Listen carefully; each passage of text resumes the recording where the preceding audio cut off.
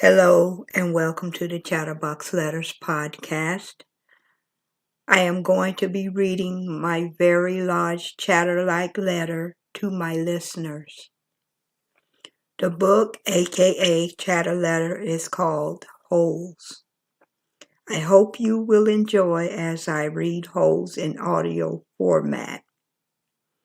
I will be reading chapter by chapter, so it will seem interesting as you are curious to know the whole story at its entirety.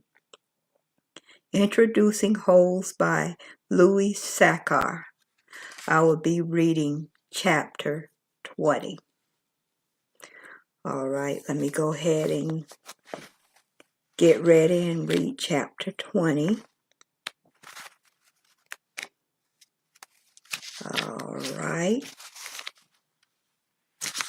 Here is chapter 20.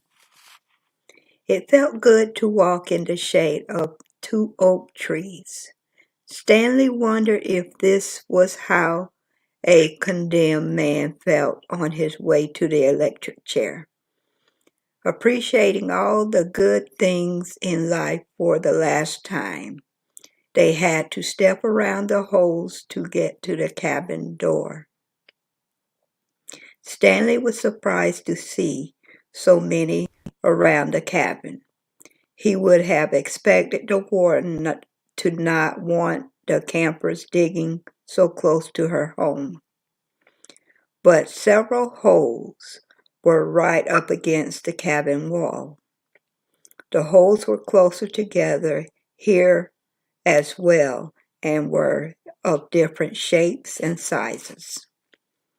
Mr. Sir knocked on the door. Stanley still held up the empty sack. "Yes," the warden said, opening the door. "There has been a little trouble out there on the lake.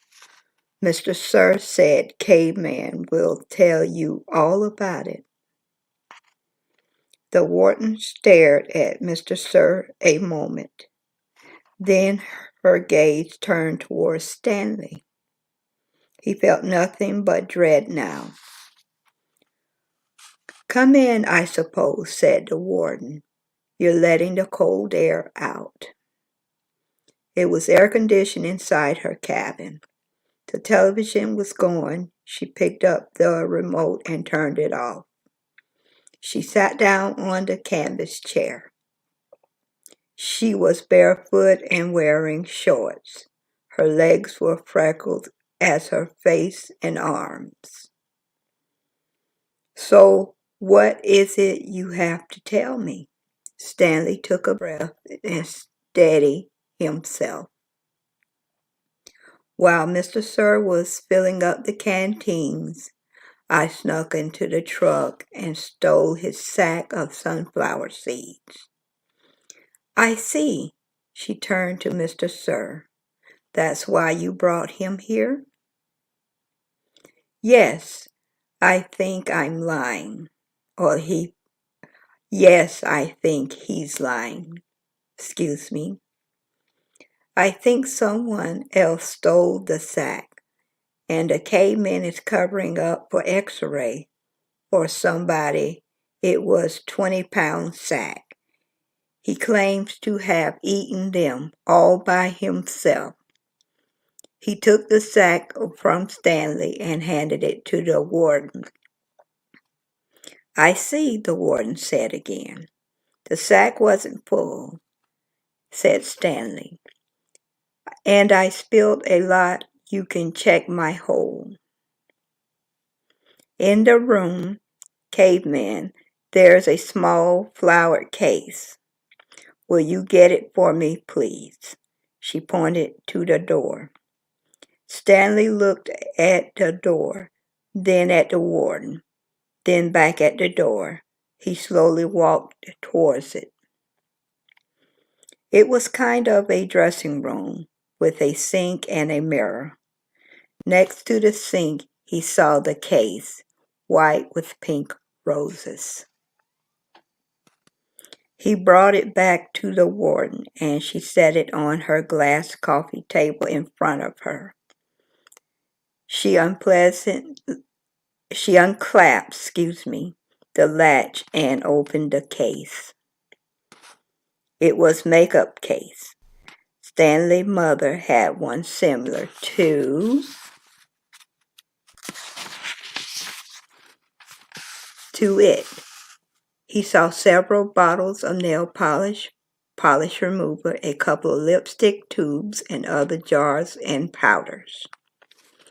The warden held up a small jar of dark red polish. You see this, caveman? He nodded. This is my special nail polish. Do you see the dark, rich color? You can't buy that in a store. I have to make it myself. Stanley had no idea why she was showing it to him. He wondered why the warden would ever need to wear nail polish or makeup. Do you want to know my secret ingredient? He raised and lowered one shoulder. The warden opened a bottle. Rattlesnake venom was a small paintbrush, began applying to her nails on her left hand. It was perfectly harmless when it was dry. When she finished her left hand, she waved it in the air for a few seconds and began painting the nails on the right hand. Only toxic while it's wet. She finished painting her nails, then stood up. She reached over and touched Stanley's face with her fingers. She ran her sharp, wet nails gently down his cheek. He felt the skin tingle. The nail on her pinky was barely touched the wound of his ear. A sharp sting of pain caused him to jump back. Wharton turned her face to Mr. Sir, was sitting up on the fireplace hearth. So you think he stole the sunflower seeds? No, he said, he stole him. But I think it was. She stepped towards him and struck him across the face. Mr. Sir stared at her. He had 3 long red marks slamming across his left side of his face.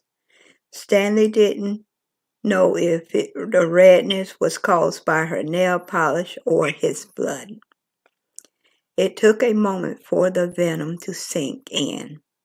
Suddenly, Mr. Sturr screamed and clutched his face with both hands. He let himself fall over, roll off the hearth onto the rug. The warden spoke softly. I don't especially care about your sunflower seeds. Mr. Sir moaned. If you must know, said the warden, I like it better when you smoked. For a second, Mr. Sir's pain seemed to recede. He took several long, deep breaths. Then his head jerked violently, and he let it all shrill scream, worse than the one before. The warden turned to Stanley. I suggest you go back to your hole now. Stanley started to go, but Mr. Sir lay in the way. Stanley could see the muscles in his face jump and twitch. His body writhed in agony. Stanley stepped carefully over him. Is he? Excuse me, said the warden. Stanley was too frightened to speak. He not going to die? The warden said. Unfortunately for you.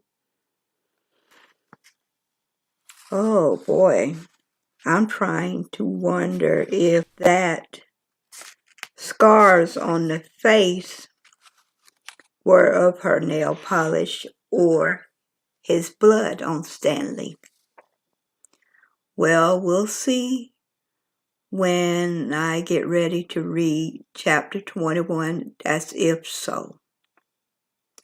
I want everybody to like, share, subscribe to my channel. Hit that notification button to know once I go live. Ring that bell for updates on my podcast.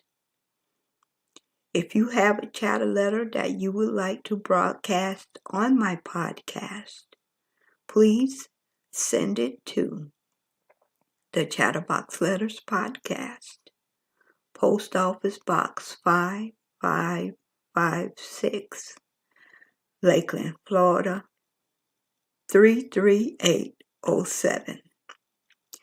You can write whatever you want to write about in your chatter letter. Please keep it clean, your words clear and discreet. And I thank everyone for tuning in. Please do not hesitate to send your chatter letters to my post office box. Please procrastinate and send your letters today.